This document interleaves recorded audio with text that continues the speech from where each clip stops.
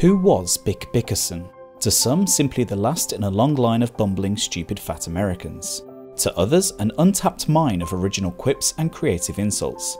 In any case, this heavy-set contrarian was given an opportunity. One to stretch out his comedic muscles and display a literary talent that, much like his genitalia, was largely hidden from the world. Bick Bickerson had been included in the writing process for Jim Norton's The Worm Has Turned documentary, primarily to punch up a few lines of dialogue. But following the runaway success of the piece, the cumbersome drunk felt underappreciated and made repeated attempts to reinforce his involvement in increasingly desperate means. Jim finally acknowledged the documentary following a week-long onslaught of attempts to phone into the show.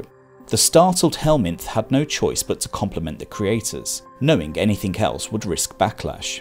Having pushed out a plethora of disingenuous accolades specifically to the attention of Porcelain, he would panically scurry to the bathroom, leaving Porcelain's co-writer empty-handed.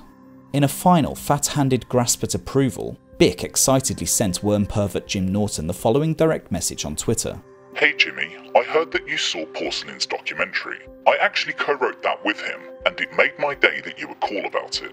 We're both fans, and we really went out of our way to be as cunty as humanly possible for absolutely no reason at all, and spent a lot of time on the writing.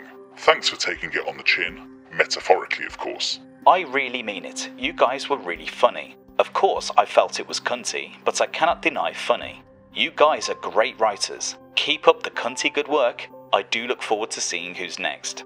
You'll definitely like the next one, and it's going to be far more nasty and unfair. I want to make it crystal clear that the views expressed in this direct message do not in any way reflect my own.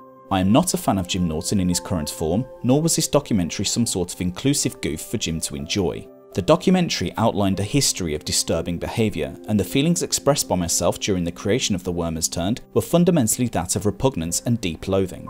Bick Bickerson was due to collaborate on the upcoming Sam Roberts documentary as a co-creator. That offer has since been rescinded.